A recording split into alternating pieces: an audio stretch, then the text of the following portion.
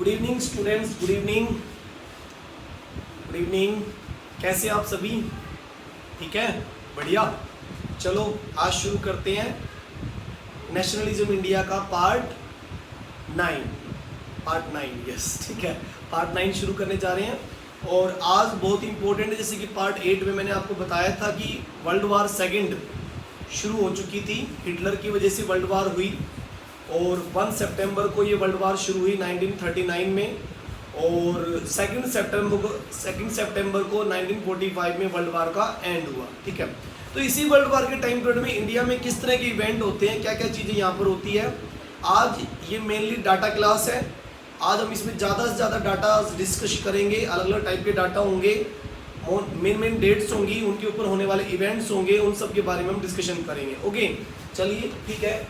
Nationalism in India, okay, nationalism in India, okay, India में nationalism part number, ठीक है, part number 9, okay, part number 9। ये देखिए part 9 के बारे में डिस्कशन कर रहे हैं।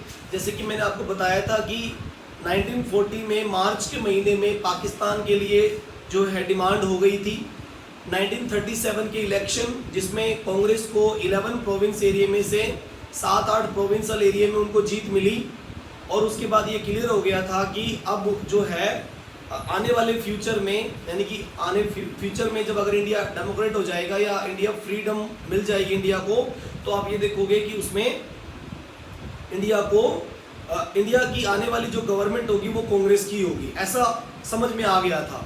तो इसीलिए 1940 में मोहम्मद अली जिन्ना और जो मुस्लिम लीग के लीडर्स थे, उन्होंने पाकिस्तान की डिमांड रखी कि पाकिस्तान हम बनाएंगे, जिसके लिए कांग्रेस के लोग या दूसरे लोग तैयार नहीं थे, फिर भी पाकिस्तान की डिमांड उस समय रख दी गई थी। ओके, तो उसी बीच में मैंने आपको बताया था कि सुभाष चंद्र बोस ने भी 1 सितंबर के लगभग एक फॉरवर्ड ब्लॉक नाम की पार्टी तैयार की थी। 1939 में कांग्रेस के अंदर ही, कांग्रेस के ग्रुप में ही फॉरवर्ड ब्लॉक तैयार कर दी थी। और उसके बाद में बोस ने ही फिर बाद में अक्टूबर के लगभग 1943 में आईएनए का भी हैंडओवर लिया था। तो आज इस वीडियो में मैं आपको ये भी बताने वाला था कि आईएनए यानी कि आज़ाद हिंद फौज का फॉर्मेशन कैसे होगा, कौन इसको बनाएगा, कौन किस टाइप की इसकी ब्रिगेड होगी, उनके बारे में डिस्कशन होगा। ओके, चलिए मेन डेट्स के बारे में बात कर लेते हैं। ओके, तो देखिए सबसे पहले हम डिस्कशन करेंगे उस पॉइंट को, सबसे पहले हम डिस्कशन करेंगे 1 मई को, ठीक है, 1 मई को 1939 में, 1 मई को 1939 में सुभाष चंद्र बोस ने, ठीक है, ओके, सुभाष चंद्र बोस, ठीक है, सुभाष चंद्र बोस ने, ठीक है, ओके, कांग्रेस के अंदर, विद इन कांग्रेस, ठीक है, कांग्रेस के अंदर ही, ठीक है, एक सेपरेट ठीक है ग्रुप तैयार कर दिया था। ठीक है, एक सेपरेट ग्रुप, ठीक है, सेपरेट ग्रुप तैयार कर दिया था। ओके,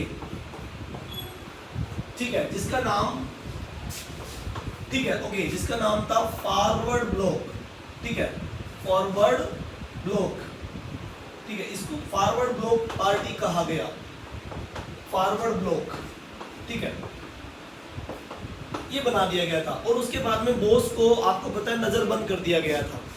सुभाष चंद्र बोस को अपने उनके घर में नजरबंद कर दिया गया था। ओके, और फिर उसके बाद इन्होंने फ्रीडम फाइट के दौरान ही सुभाष चंद्र बोस ने एक और ग्रुप बनाया, सुभाष चंद्र बोस ने एक और ग्रुप बनाया, ठीक है, एक second group, free Indian legion, ठीक है, फ्री इंडियन लीजन, ठीक है, ये ग्रुप बनाया, फ्री इंडियन लीजन, ये ग्रुप भी एक और बनाया। ठीक है, इस तरह से सुभाष चंद्र बोस काफी फेमस रहे। बोस का जो बर्थ था, बोस का जो जन्म हुआ था, इसका जन्म 23 जनवरी 1897 में, सुभाष चंद्र बोस, ठीक है, देखिए सुभाष चंद्र बोस का जो बर्थ है, ये देखिए हमें बर्थ याद रखना है। इनका जो बर्थ हुआ था 23 जनवरी को, 23 जनवरी 1897 में, ठीक है, इस दिन इनका बर्थ हुआ था। ओके, इनका बर्थ हुआ था और इनका बर्थ उड़ीसा में हुआ था, कटक, ठीक है, कटक में हुआ था।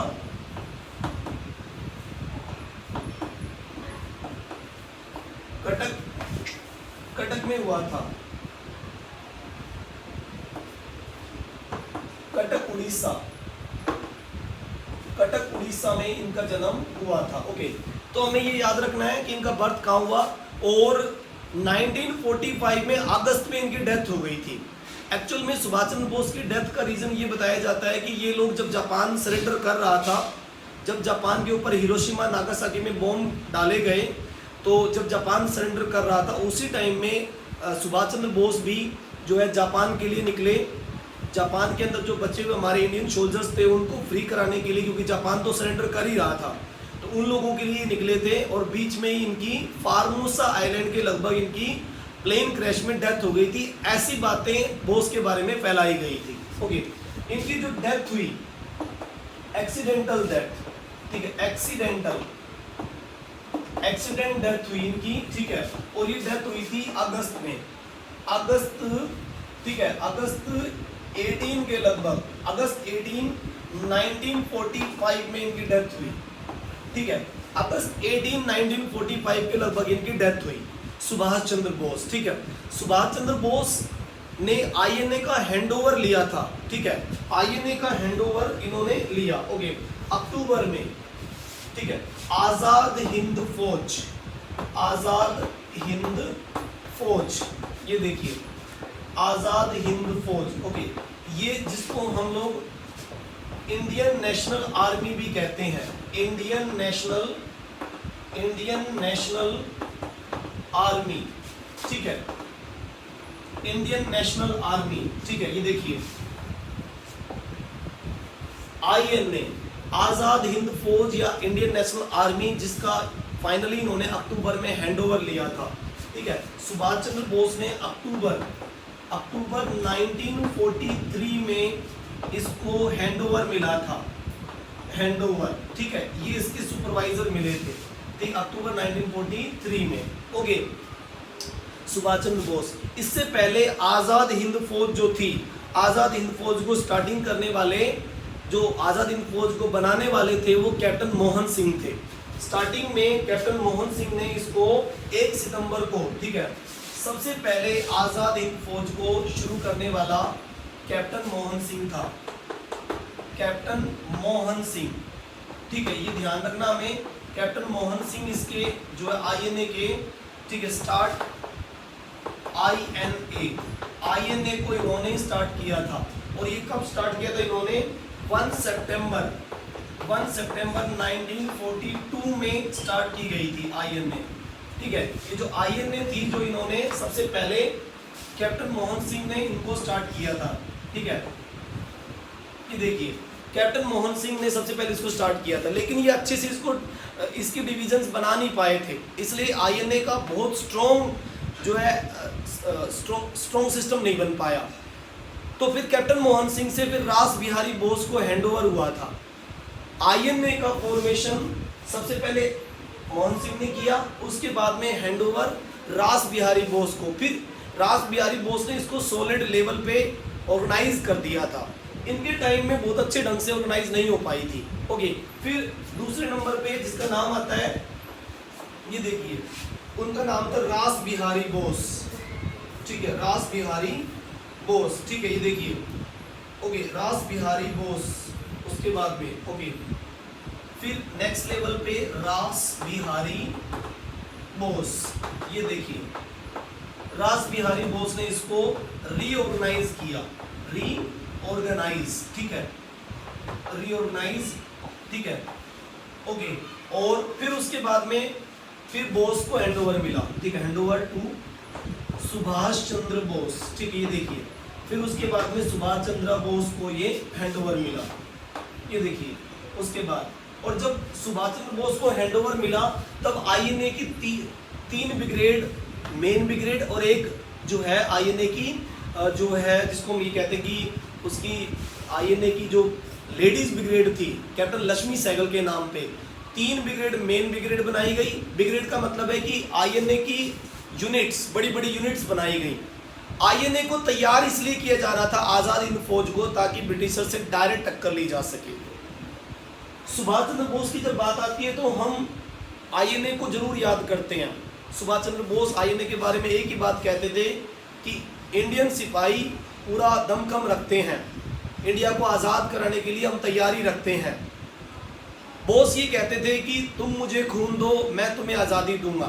जब 1943 में अक्टूबर के टाइम में बोस ने हैंडओवर लिया आज़ाद हिंद फौज को रास बिहारी बोस से, ठीक है, पहले रास बिहारी बोस के पास था ये आईएनए, ठीक है, उसके बाद में आज़ाद हिंद फौज के पास आ गया, यानी कि सुभाष चंद्र बोस के पास आ गया।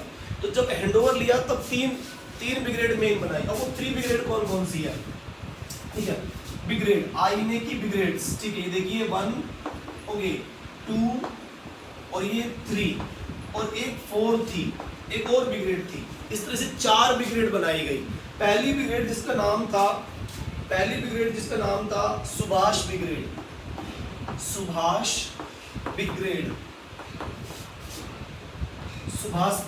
पहली ब्रिगेड ये थी। पहली कमांड उन्होंने अपने नाम पे बनाई ताकि बहुत सॉलिड लेवल पे इसका ऑर्गेनाइजेशन किया जा सके, ठीक है। दूसरी ब्रिगेड इसका नाम था गांधी ब्रिगेड, गांधी ब्रिगेड, ठीक है, ब्रिगेड। इस तरह से दूसरी ब्रिगेड तैयार की गई, ओके। और थर्ड ब्रिगेड में इन्होंने नेहरू ब्रिगेड नाम रखा, नेहरू ब्रिगेड तैयार की गई, नेहरू ब्रिगेड तैयार की गई इस तरह से। और एक थी कैप्टन लक्ष्मी सहगल, एक थी कैप्टन लक्ष्मी, ठीक है, कैप्टन लक्ष्मी ब्रिगेड, ठीक है, लक्ष्मी सहगल ब्रिगेड,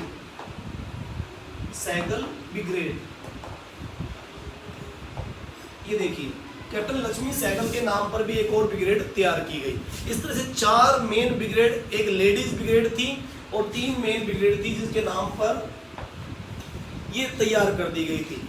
आजाद हिंद फौज 1943 के बाद, आजाद हिंद फौज 1943 के आसपास अंडमान निकोबार में पूरी तरह से ऑर्गेनाइज हो गई थी, ठीक है। 8 नवंबर को 1943 में जापानियों ने 8 नवंबर को 1943 में जापानियों ने अंडमान निकोबार को सुभाष चंद्र बोस को हैंडओवर कर दिया था। जापानियों ने आज़ाद हिंद फौज को अंडमान निकोबार सौंप दिया था, ठीक है। इसीलिए फिर बोस ने आज़ाद हिंद फौज को अंडमान निकोबार में पूरी तरह से ऑर्गेनाइज किया और अंडमान निकोबार को नया नाम भी दिया, स्वराज द्वीप, स्वराज आइलैंड एंड स्वराज द्वीप और शहीद द्वीप, स्वराज द्वीप कहा और शहीद द्वीप, ठीक है। तो देखिए 8 नवंबर 1943 में, ठीक है, ये देखिए ये तो सुभाष बोस को हैंडओवर मिला था। फिर देखिए 8 नवंबर को, ठीक है, अंडमान निकोबार, अंडमान एंड निकोबार, ठीक है, हैंडओवर बाय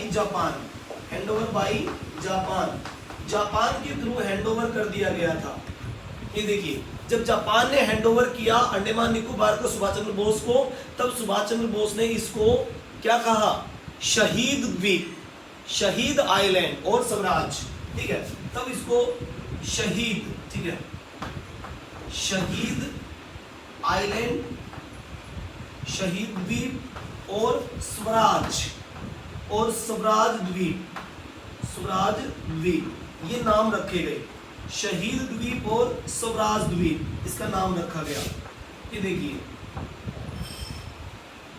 शहीद द्वीप और स्वराज द्वीप इसका नाम रखा गया। ये बड़े फेमस है, आज भी शहीद द्वीप और स्वराज द्वीप के नाम से ये बड़ा फेमस है। आज़ाद हिंद फौज 1943 में बिल्कुल रेडी थी। जापानियों ने हमें प्रॉमिस किया था कि आप लोग आगे बढ़िए, बर्मा को क्रॉस करते हुए, अंडमान निकोबार से बर्मा क्रॉस करते हुए आप लोग नागालैंड की पहाड़ियों को पार करते हुए कलकत्ता पे अटैक कीजिए। पूरी प्लानिंग थी, ठीक है, पूरी प्लानिंग थी कि कलकत्ता पर अटैक करेगी आज़ाद हिंद फौज। Weapons and other shoulder supply जापानी उनको देने वाले थे। अक्टूबर नवंबर में ये लोग पूरी तरह तैयार थे। 1943 के लास्ट तक ये लोग पूरी तरह तैयार थे। इसका मतलब अब बस इनको अटैक करना था।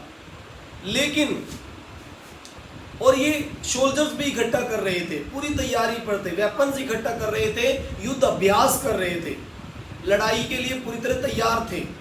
ठीक है, पूरे एक साल भर 1943 से 1944, ठीक है, 1943, 1944 और फाइनली 1945, ठीक है, इन लोगों ने 3 साल तक 3 ईयर 1943, 1944, 1945 इन 3 साल तक इन्होंने बहुत बड़े लेवल पे तैयारियां की और कलकत्ता पे अटैक का प्लान बनाया गया। ठीक है, लेकिन 1945 में ये देखा गया कि जापान की हालत खराब हो चुकी है। उधर जर्मनी सरेंडर कर चुका था। जर्मनी से भी व्यापार जो वेपन्स थे उनकी सप्लाई का पूरा प्रॉमिस किया गया था। हिटलर ने सुभाष चंद्र बोस का वेलकम किया था। हिटलर ने सुभाष चंद्र बोस का वेलकम किया था। जब Subhash Chandra Bose forward block party बनाने के बाद जब उन्हें हाउस अरेस्ट किया गया तो 1941 में 1.5-2 साल के बाद में वो एक पठान का वेश बनाकर गेटअप चेंज करके और वो इंडिया से निकल चुके थे और वो कहाँ चले गए थे, जर्मनी में। और जर्मनी में हिटलर से उन्होंने बातचीत की थी इस बारे में कि भाई हम लोग जर्मनी का सपोर्ट चाहते हैं। सुभाष चंद्र बोस ने जर्मनी के हिटलर से बात की कि हम आपका सपोर्ट चाहते हैं और आप अगर हमें सपोर्ट करते तो हम ब्रिटिशर्स पे अटैक करेंगे, आज़ाद हिंद फौज बनाई जाएगी। इस तरह की पूरी तैयारियों के साथ वो वहाँ पर गए और हिटलर ने पूरा अश्योरेंस दिया, जर्मनी के हिटलर ने पूरा अश्योरेंस दिया कि इंडिया के साथ है हम इंडिया के जो INA है उसके साथ हैं, आप लोग आगे बढ़िए और हम आपको वेपन्स भी देंगे, शोल्डर सप्लाई भी देंगे। हर प्रकार का प्रॉमिस हो गया था। उधर जापानियों ने भी हमें प्रॉमिस कर दिया था। जापानियों ने प्रॉमिस पूरा करते हुए आपको अंडमान निकोबार आइलैंड भी दे दिया है। सिंगापुर में पूरी तैयारियां चल रही है। सिंगापुर जो नज़दीक इंडोनेशिया कंट्री है, सिंगापुर मलेशिया का जो एरिया पड़ रहा है वहाँ पर इन्होंने पूरी तैयारी की। सिंगापुर में सबसे पहले इन्होंने पूरी INA को ऑर्गेनाइज किया था। अक्टूबर में जब हैंडओवर हुआ था, अक्टूबर 1943 में जब हैंडओवर हुआ था, उस समय सुभाष चंद्र बोस ने INA का जो ब्रिगेड बनाया, Subhash brigade, Gandhi brigade, Nehru brigade और लक्ष्मी ब्रिगेड, ये सिंगापुर में ऑर्गेनाइज हो गई थी। सिंगापुर और अंडमान निकोबार INA के 2 मेन सेंटर्स थे।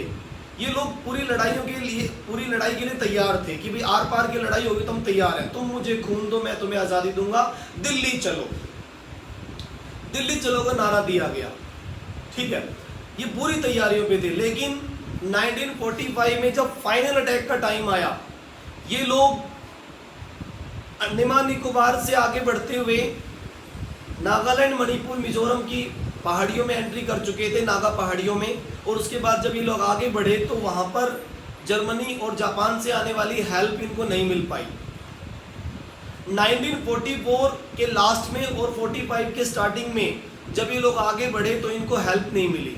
जर्मनी हेल्प नहीं कर रहा था क्योंकि जर्मनी खुद रशिया के हाथों, इंग्लैंड और फ्रांस के हाथों घेरा जा चुका था। आपको याद होगा कि हिटलर लगभग 6 महीने तक अंडरग्राउंड बंकर में रहा था। इसका मतलब ये हुआ कि अगर हिटलर ने अप्रैल 30 को सुसाइड किया, अप्रैल 30, 1945 में जब जर्मनी के हिटलर ने सुसाइड किया with family and their minister Goebbels नाम का मिनिस्टर था, उसके साथ जब उसने सुसाइड किया तो उस टाइम तक आते आते जर्मनी की हालत खराब हो चुकी थी। उधर जापानी भी बहुत ज़्यादा दिन तक लड़ नहीं सकते थे, तो उन्होंने आज़ाद हिंद फौज की आगे हेल्प नहीं की। फिर जो आज़ाद हिंद फौज के जो भी हमारे पास रिसोर्स थे, हमने उसी बेसिस पर अटैक किया। यानी कि अब ये लोग नागालैंड, मणिपुर की पहाड़ियों से होते हुए आगे बढ़ते हुए लड़ाई के लिए तैयार थे, लेकिन घेर लिए गए। इनके पास ज़्यादा अच्छे वेपन नहीं थे और वेपन्स भी एक टाइम में पूरी तरह ख़त्म हो गए। आज़ाद हिंद फौज पे ब्रिटिशर्स का अटैक हुआ, आर पार की लड़ाई हुई और आखिरी में आज़ाद हिंद फौज के लोग लगभग सारे मारे गए। कुछ पकड़े गए, कुछ मारे गए। जो पकड़े गए उनको बाद में उनके ऊपर मुकदमा चला, उनके ऊपर केस चला कि उन्होंने विद्रोह किया है, इंडिया के खिलाफ, इंडिया की गवर्नमेंट यानी कि ब्रिटिश गवर्नमेंट के खिलाफ विद्रोह किया है। लेकिन बाद में उन लोगों को नेहरू जी 1946 में, 45 के बाद 46 में नेहरू जी और दूसरे इंडियन मेन लीडर उनकी सपोर्ट करते हुए उनको छुड़वा लिया जाता है। जो आईएनए के जो मेन लीडर पकड़े गए थे, उन लीडर के नाम भी हम यहाँ लिखेंगे जिनके ऊपर केस चला। उधर बोस की डेथ हो गई थी, मैंने बताया कि वो उनकी फार्मूसा आइलैंड जो जापान के नज़दीक पड़ता है, फार्मूसा आइलैंड के लगभग उनका प्लेन क्रैश हो गया था और उनकी डेथ हो गई थी। जापान से पहले ताइपेई के लिए वो लोग निकले थे। जापान की कैपिटल टोक्यो होती है और टोक्यो से पहले ताइपेई एरिया पड़ता है, तो वो ताइपेई में उनका कोई वर्क था, वो उसके लिए वो निकलने वाले थे। तो ताइपेई से पहले फार्मोसा आइलैंड पे उनका प्लेन क्रैश हो गया, ऐसा पेपर्स में आया था, लिखने को मिला था कि ऐसा कुछ हो गया, बोस की क्रैश हो गया। ठीक है, ओके। तो आई थिंक आपको ये चीज़ें समझ आ गई होंगी अच्छे से। एक बार मैं फिर रिपीट कर देता हूँ। देखो, मैंने आपको इसमें बताया कि 1 मई 1939 में सुभाष चंद्र बोस ने फॉरवर्ड ब्लॉक पार्टी कांग्रेस के ग्रुप में एक अलग ग्रुप तैयार कर दिया था, ओके, और फिर वो हाउस अरेस्ट कर दिए गए थे। लेकिन 1941 में वो पठान का वेश बनाकर, एक मुसलमान का वेश बनाकर वो वहाँ से निकल गए थे और हिटलर से मिले थे और जापानियों से भी मिले थे, ओके। फिर उसके बाद में मैंने बताया कि सुभाष चंद्र बोस का बर्थ 23 जनवरी 1897 में हुआ, कटक में हुआ, उड़ीसा में हुआ। इनकी डेथ एक्सीडेंटल डेथ थी बोस की। फार्मोसा आइलैंड जो पड़ता है जापान के ताइपेई से पहले ही पड़ता है, ये वहाँ पर इनका प्लेन क्रैश कर गया था, तो वहाँ पर इनकी डेथ हुई अगस्त 1945 में अप्रोक्सीमेट उनकी डेथ दिखाई जाती है। कुछ बुक में 28 अगस्त भी दिखाया जाता है, लेकिन अलग अलग आर्ग्यूमेंट्स हैं, ठीक है, ओके। उसके बाद सुभाष चंद्र बोस ने आज़ाद हिंद फौज को हैंडओवर लिया अक्टूबर 1943 में। मैंने ये भी बताया कि आज़ाद हिंद फौज को सबसे पहले स्टार्ट करने वाला कैप्टन मोहन सिंह था। इसने 1 सितंबर 1942 को आज़ाद हिंद फौज स्टार्ट की थी, उसका फॉर्मेशन किया, लेकिन बहुत अच्छा ऑर्गेनाइज नहीं कर पाया। फिर बाद में कैप्टन मोहन सिंह से रास बिहारी बोस के पास ये दोबारा रीऑर्गेनाइज की गई है आईएनए, और रास बिहारी बोस से फिर आज़ाद हिंद फौज इंडियन नेशनल आर्मी यानी कि आईएनए बाद में सुभाष बोस को मिली है। और 8 अक्टूबर को 1943 में इनको हैंडओवर मिला, और हैंडओवर सिंगापुर में मिला है। हैंडओवर कहाँ मिला? सिंगापुर में, ओके। फिर बाद में इन्होंने आईएनए को अंडमान निकोबार में यानी कि शहीद द्वीप, शहीद आइलैंड और स्वराज द्वीप यहाँ पर दोबारा ऑर्गेनाइज किया है। इसकी ब्रिगेड बनाई गई है। इसकी brigade Subhash brigade, Gandhi brigade, Nehru brigade और कैप्टन लक्ष्मी सहगल ब्रिगेड, ये 3-4 टाइप की ब्रिगेड तैयार की गई, ठीक है। आज़ाद हिंद फौज के बारे में मैंने ये भी बताया कि लोग अटैक कलकत्ता पे करने वाले थे और जर्मनी और जापान की हेल्प का प्रॉमिस था, लेकिन वो पूरा नहीं हुआ। आखिरी में 1945 तक आते आते आज़ाद हिंद फौज पूरी खत्म हो गई। कुछ लोग पकड़े गए, बहुत सारे लोग लड़ते लड़ते मारे गए, मोस्टली लोग शहीद हो गए। आज़ाद हिंद फौज पूरी तरह से लड़ नहीं पाई, ठीक है, क्योंकि उनके पास वेपन्स नहीं थे। लड़ने के लिए लोग बहुत थे, लेकिन वेपन्स और सप्लाई, फूड सप्लाई, वेपन्स, ये सब पूरा नहीं मिल पाया। इसीलिए आज़ाद हिंद फौज पूरा खुल के लड़ नहीं पाई, ठीक है। लेकिन कहीं ना कहीं आज़ाद हिंद फौज का इम्पैक्ट ब्रिटिशर्स के माइंड पे था कि आज़ाद हिंद फौज बन चुकी है और अब इंडिया को कंट्रोल करना बहुत ज़्यादा टफ हो गया था। और उनको ये भी लगा था कि इंडियंस जर्मनी और जापानियों से मिल चुके हैं और वो उनकी हेल्प लेकर आ रहे हैं, तो ये एक बहुत बड़ी वार हो सकती है। इंडिया को लंबे टाइम तक हम कंट्रोल नहीं कर पाएंगे। जो लोग जिनके ऊपर मुकदमा चलाया गया था, वो 3 थे जिनके ऊपर मुकदमा चलाया गया। पीके सहगल, एक था पीके सहगल, एक colonel Gurdayal Singh Dhillon, colonel Gurdayal Singh, PK Sehgal, और एक जो था मेजर शाहनवाज खान। इन तीनों के ऊपर ब्रिटिशर्स ने क्या चलाया? मुकदमा चलाया। देखिए मैं यहाँ पर लिख देता हूँ कि किन किन के ऊपर मुकदमा चला, ओके। यहाँ पर नंबर 1, ठीक है, जिसके ऊपर मुकदमा चला वो थे पीके सहगल, ओके। नंबर 2 पीके सहगल के अलावा गुरदयाल सिंह, कर्नल गुरदयाल सिंह, गुरदयाल सिंह, इनके ऊपर मुकदमा चला। और थर्ड नंबर पे जिनके ऊपर मुकदमा चला वो मेजर शाहनवाज खान थे। मेजर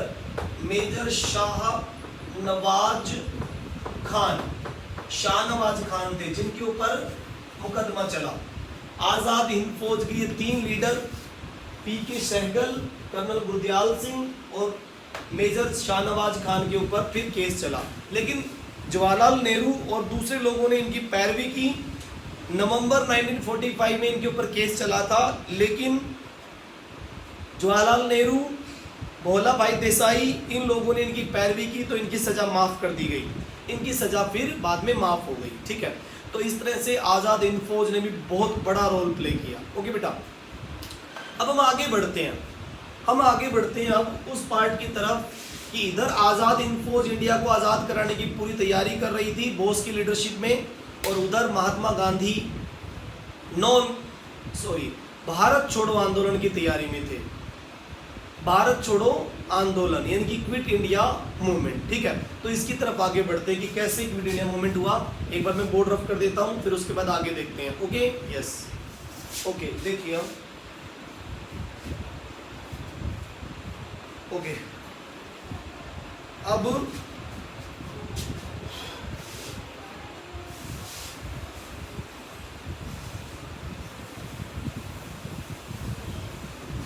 हम आगे देखते हैं। ठीक है, आगे स्टार्ट करते हैं कि क्या हुआ भारत छोड़ो आंदोलन। ओके, तो देखिए अगस्त 1942 में, ठीक है, अगस्त 1942 में, ठीक है, यहाँ पर इंडिया में महात्मा गांधी, ठीक है, अगस्त 1942 में quit India movement, quit India movement start कर दी गई।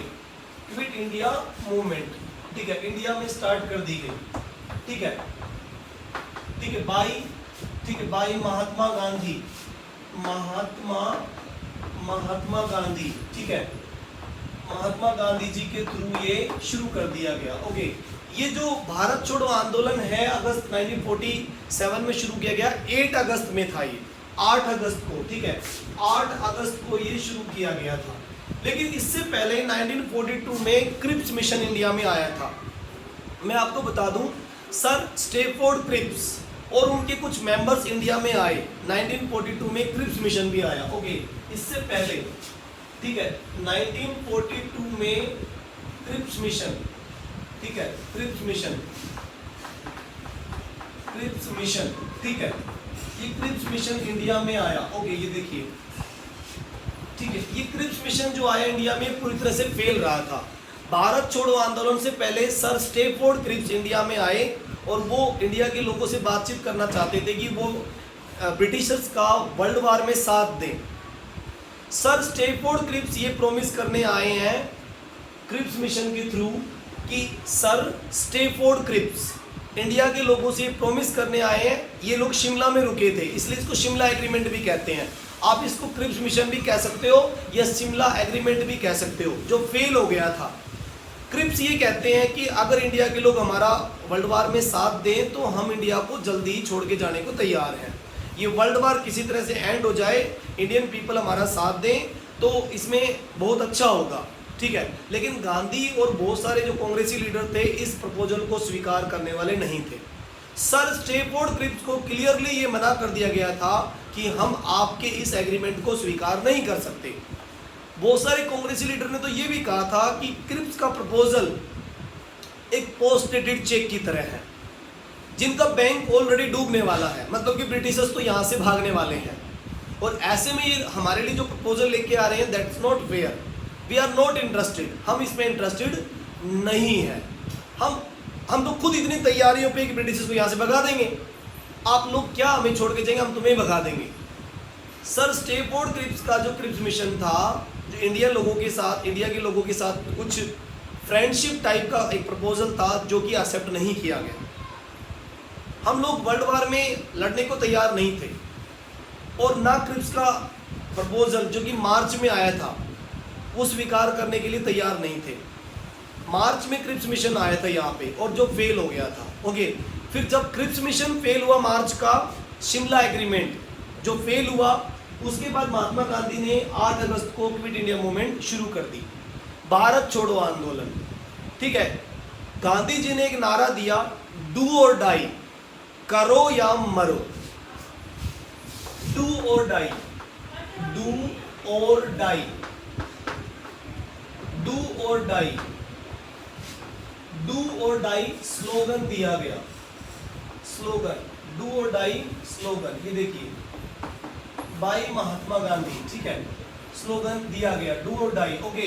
और जब ये स्लोगन दिया गया, महात्मा गांधी ने जब स्लोगन दिया, तो आप देखोगे कि बहुत सारे लोग गांधी जी का साथ देने के लिए आगे आए, करो या मरो।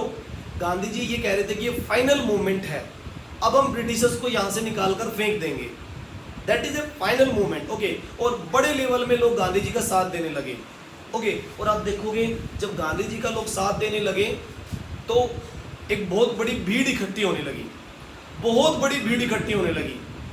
ब्रिटिशर टॉर्चर करने के लिए आते, डंडे मारते, ठीक है। तो और उन इंडियन लीडर्स को पकड़ पकड़ के जेल में बंद करने लगे।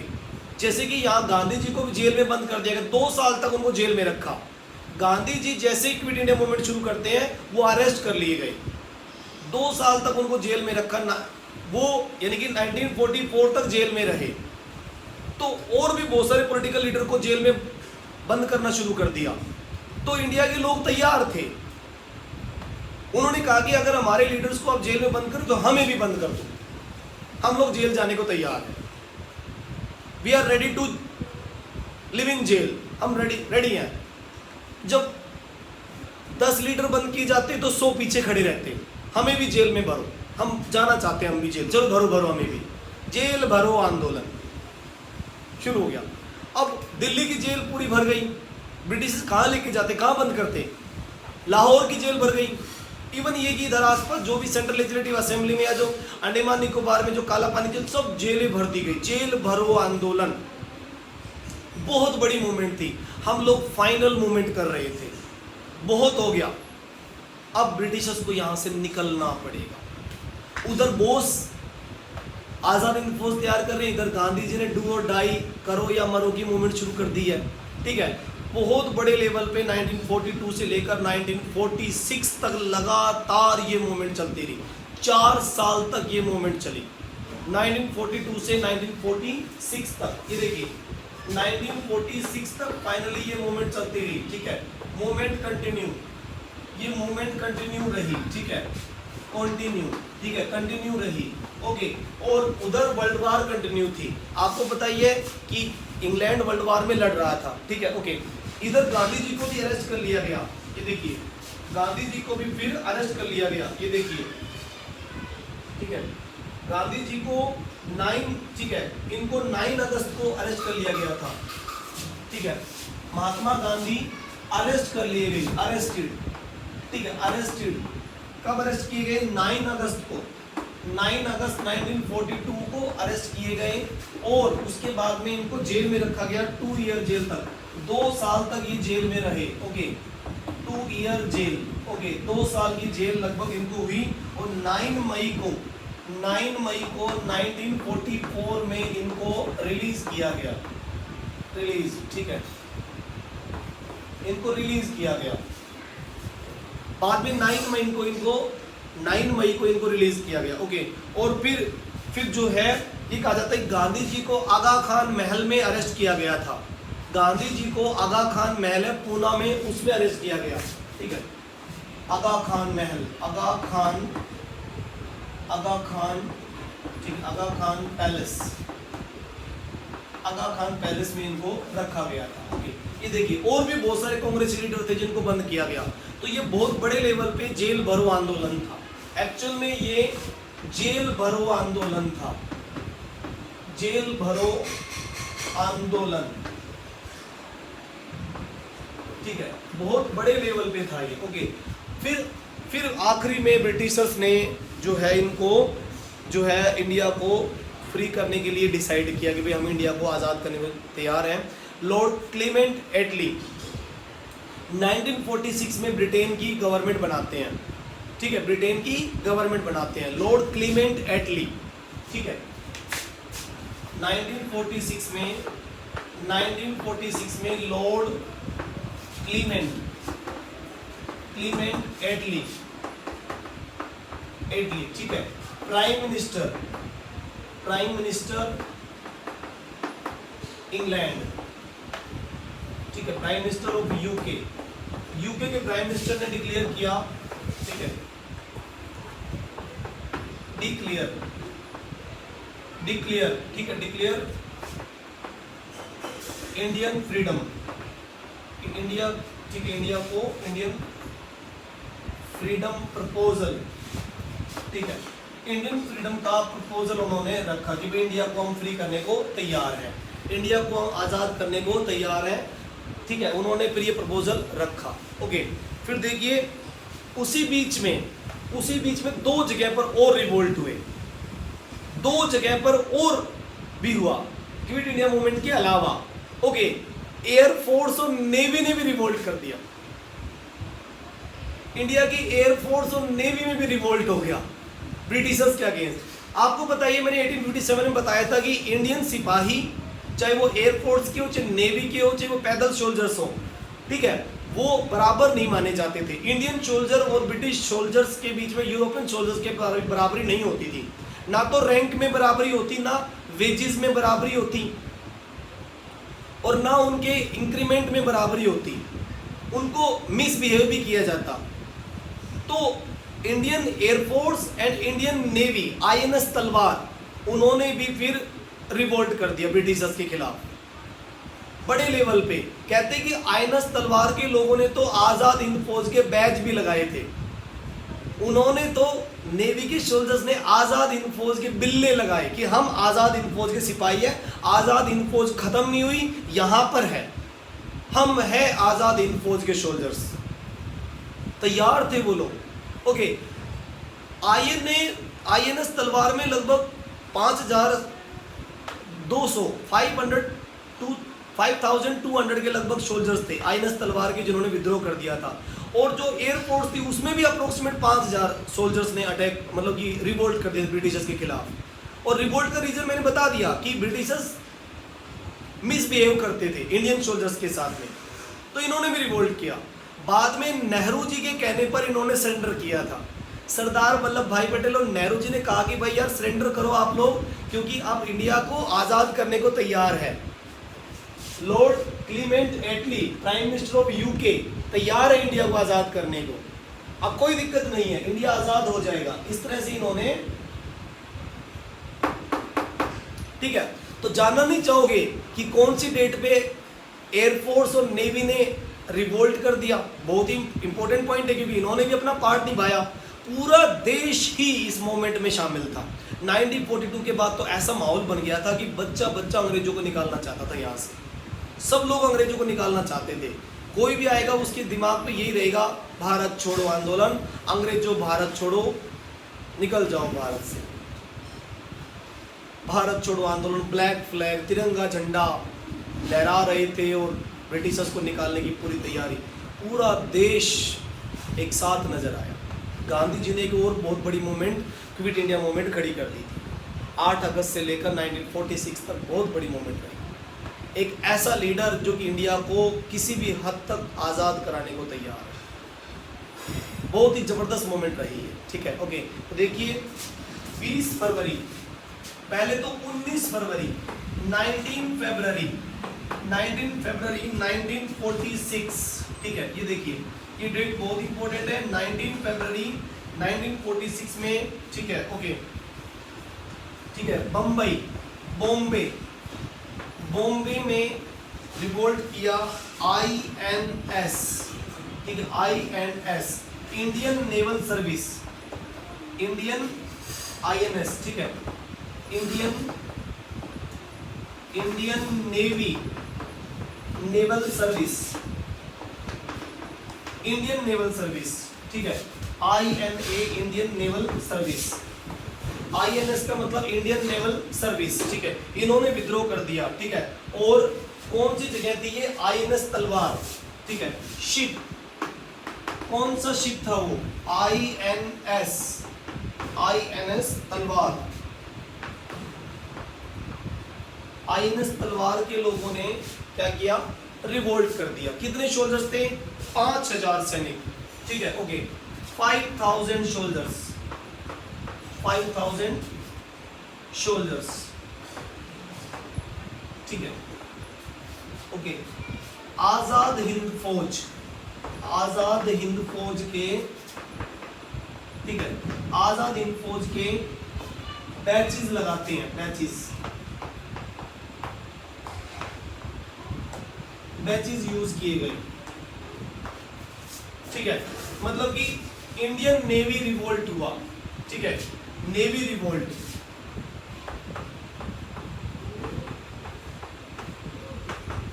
नौसेना विद्रोह, नेवी रिवोल्ट हुआ।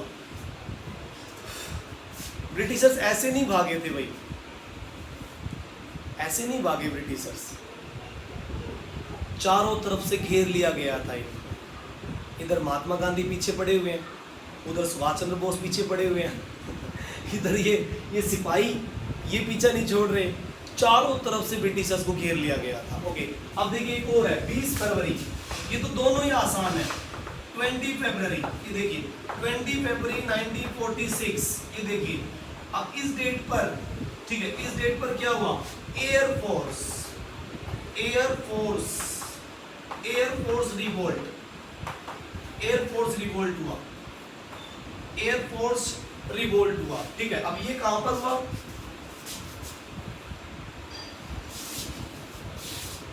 ओके, एयरफोर्स रिवोल्ट हुआ। अब ये कहां पर हुआ एयरफोर्स रिवोल्ट, तो देखिए ये हुआ कराची में, ये हुआ कराची में, एयरफोर्स रिवोल्ट कराची में, ठीक है। ओके, कराची, ठीक है, ये हुआ कराची, कराची, कराची पाकिस्तान एरिया के पास, ठीक है, कराची पाकिस्तान में ये रिवोल्ट हुआ। ओके, और इसमें फिर शामिल हुए, ठीक है, अदर एरिया भी इसमें शामिल हुआ। ओके, ये कौन कौन से एरिया थे, दिल्ली, बम्बई, लाहौर, दिल्ली, बॉम्बे, ठीक है, एंड लाहौर, इधर से भी रिवोल्ट हुआ, दिल्ली, बॉम्बे और लाहौर भी इसमें शामिल हुआ एयरफोर्स के रिवोल्ट में। ओके, यहाँ पर कितने सोल्जर्स थे, 5200, ओके, यहाँ पर सोल्जर थे 5200 एयर सोल्जर्स, ठीक है, यहाँ नेवी सोल्जर्स थे, ठीक है, 5200 एयर सोल्जर्स और 5000 नेवी सोल्जर्स, इस तरह से ये लड़ाइयां लड़ी गई। ओके, ओके बेटा, समझ आ गया, सभी को क्लियर है। एक बार मैं फिर रिपीट कर देता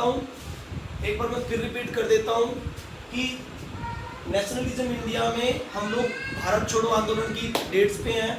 उससे पहले क्रिप्स मिशन इंडिया में आया है, और क्रिप्स मिशन जो कि शिमला एग्रीमेंट भी माना जाता है, ये फेल रहा। सर स्टेफोर्ड क्रिप्स की लीडरशिप में ये लोग आए थे, लेकिन जो ब्रिटिशर्स हमारे सामने प्रपोजल रखना चाहते थे वो हम उसको एक्सेप्ट नहीं करने वाले थे। ओके, इसीलिए इसको पोस्ट डेटेड चेक भी कहा गया। फिर महात्मा गांधी ने क्रिप्स मिशन के बाद मार्च में जो हुआ था, मार्च में, उसके बाद 8 अगस्त को ये शुरू कर दिया quit India movement, do and die, और ये मूवमेंट लगातार 1946 तक चला, जब तक कि लॉर्ड एटली ने ये डिक्लेयर नहीं कर दिया कि इंडिया को हम आज़ाद करने को तैयार है। उसके बाद में जेल भरो आंदोलन भी शुरू हुआ। भारत छोड़ो आंदोलन के साथ साथ महात्मा गांधी को अरेस्ट कर लिया गया 9 अगस्त को, अगले ही दिन, और भी बहुत सारे लीडर अरेस्ट किए गए और इनको आगा खान पैलेस में रखा गया। 2 साल के बाद महात्मा गांधी को छोड़ा गया, 9 मई को 1944 में उनको छोड़ा गया। 2 साल की जेल रही इनकी, ठीक है। उसके बाद ये मूवमेंट बड़े लेवल पे रहा। आखिरी में लॉर्ड क्लेमेंट एटली जो प्राइम मिनिस्टर ऑफ यूके थे, यूके के प्रधानमंत्री, उन्होंने डिक्लेयर किया कि हम इंडिया को फ्रीडम देने को तैयार हैं, ठीक है, हम इंडिया को फ्रीडम देने के लिए रेडी हैं, प्रपोजल तैयार किया जाए। ओके, प्रपोजल तैयार करने की तैयारियां हुई। उसके बाद में 19 फरवरी को बॉम्बे में INS Indian naval service, INS तलवार में विद्रोह हो गया, नेवी सोल्जर्स ने विद्रोह कर दिया। कितने सोल्जर्स थे, 5000 सोल्जर्स, उन्होंने विद्रोह कर दिया और आज़ाद हिंद फौज के बिल्ले लगाए, अपने आप को आज़ाद हिंद फौज का माना उन्होंने। ओके, और उसके बाद में 20 फरवरी को कराची में भी एयरफोर्स रिवोल्ट हुआ, air force revolt. Okay, air force revolt में कितने लोग शामिल थे? 5200 लोग शामिल थे। इतने सोल्जर्स जो कि ब्रिटिशर्स के अगेंस्ट रिवोल्ट कर देते हैं। इन दोनों को शांत करने के लिए सरदार वल्लभ भाई पटेल और नेहरू जी ने इन लोगों से बात की थी, एयरफोर्स और नेवी के सोल्जर्स से, कि शांत हो जाइए, लॉर्ड क्लेमेंट एटली इंडिया को आज़ाद करने को तैयार है। ठीक है, अब जो अगला मेन पार्ट है, फाइनली पार्ट नंबर 10, उसमें हम डिस्कशन करेंगे किस बारे में? इंडिया को आज़ाद करने के लिए कैबिनेट मिशन प्लान हुआ, और साथ ही साथ कैबिनेट मिशन प्लान के साथ साथ हम इंडिया के कॉन्स्टिट्यूशन के बारे में बात करेंगे। भारत को आज़ाद ऐसे थोड़ी ना किया जाएगा भाई, एक परमानेंट गवर्नमेंट बनाई जाएगी, तैयारी तो चल रही है, एक परमानेंट गवर्नमेंट बनाई जाएगी, यहाँ का कॉन्स्टिट्यूशन लिखा जाएगा, और उस कॉन्स्टिट्यूशन में कौन कौन मेंबर होंगे, कैसे होगा। 1946 से लेकर 1950 से लेकर 1950 के वो 4 साल हम पार्ट नंबर 10 में करेंगे, और भारत को आखिरी में रिपब्लिक इंडिया बना देंगे। ठीक है, तो नेक्स्ट पार्ट में हम देखेंगे कि इंग्लैंड की पार्लियामेंट से लॉर्ड एटली किन किन को भेजता है, वो कैबिनेट मिशन के मेंबर कौन कौन होंगे। 3 मेंबर आए थे यहाँ पे, स्टेफोर्ड क्रिप्स, AB अलेक्जेंडर और पैंथिक लॉरेंस, AB अलेक्जेंडर और सर स्टेफोर्ड क्रिप्स तो पहले भी आया था ना, 1942 में पहले भी आ चुका है वो, तो वो दोबारा भेजा जाएगा। ठीक है, ओके, और फिर इंडिया का जो है डिसाइड करेंगे कि इंडिया को किस तरह से गवर्नमेंट देनी है, हमें किस तरह की गवर्नमेंट यहाँ पर तैयार करनी है। आपको बताइए, या तो कांग्रेस बनेगी, यानी कि 1946 में इलेक्शन होंगे। अब 1946 का टाइम आ गया, अब वो इलेक्शन होगा। कैबिनेट मिशन ये चाहेगा कि यहाँ पर इलेक्शन हो और एक परमानेंट, एक स्टेबल इंटरिम गवर्नमेंट तैयार हो, और जो भी गवर्नमेंट बना लेगा हम उसको इंडिया को हैंड ओवर कर देंगे। लेकिन क्या मुस्लिम लीग के लोग तैयार होंगे इस चीज़ के लिए? वो तो पाकिस्तान चिल्ला रहे पहले से ही, वो बीच में अपनी टांग अड़ा देंगे, वो बीच में अपनी बातें रख देंगे, हम तो भाई इंडिया को आज़ाद तब होने देंगे जब पाकिस्तान बनेगा।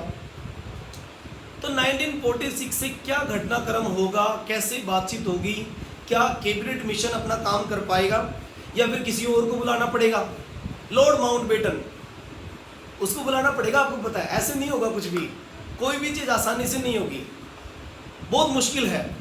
लॉर्ड माउंटबेटन आएंगे, फिर इंडिया और पाकिस्तान की बाउंड्री बनाएंगे, चलो बनाओ भाई बाउंड्री, इंडिया को आज़ाद करने से पहले इन दोनों को अलग करो पहले, फिर बाउंड्री बनाएंगे, और फिर बाउंड्री बना के पाकिस्तान अलग करेंगे, इंडिया अलग करेंगे, फिर फ्रीडम देंगे। फिर उधर पाकिस्तान के लोग अपना अलग कॉन्स्टिट्यूशन लिखेंगे और हम इंडिया के लोग अपना अलग कॉन्स्टिट्यूशन लिखेंगे, और फिर कॉन्स्टिट्यूशन में जो जो लोग शामिल होंगे, कौन कौन सी कमेटी बनाई गई, BR अम्बेडकर ने क्या किया, बाकी लोगों ने क्या किया, कितने कॉन्स्टिट्यूशन में आर्टिकल लिखे गए, भारत की आज़ादी में कितने आर्टिकल लिखे गए, कैसे किया गया।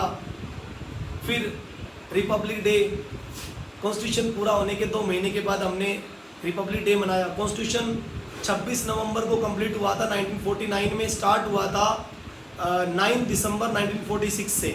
9 दिसंबर 1946 से कॉन्स्टिट्यूशन लिखना शुरू हुआ और फाइनली 26 नवंबर 1946 में कंप्लीट हुआ। 2 साल 11 महीने 18 दिन और 2 घंटे कॉन्स्टिट्यूशन को लिखने में लगे 2 घंटे लगे, तब जाके इंडिया का कॉन्स्टिट्यूशन। आसान थोड़ी था सब कुछ, बड़ा मुश्किल समय था। और ऐसे में 15 अगस्त को जब इंडिया पाकिस्तान अलग अलग कर दिया गया तो आपको पता ही कितना बुरा माहौल हो गया था, मारकाट का माहौल, गदर,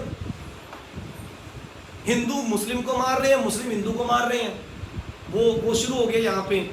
बड़ा मुश्किल समय था। चलो इस मुश्किल समय को भी समझेंगे कि क्या हुआ था, कैसे हुआ था। 1946 से 1950 4 साल का इतिहास, पार्ट नंबर 10। ओके, आज के लिए इतना ही, टाटा बाय बाय। ओके।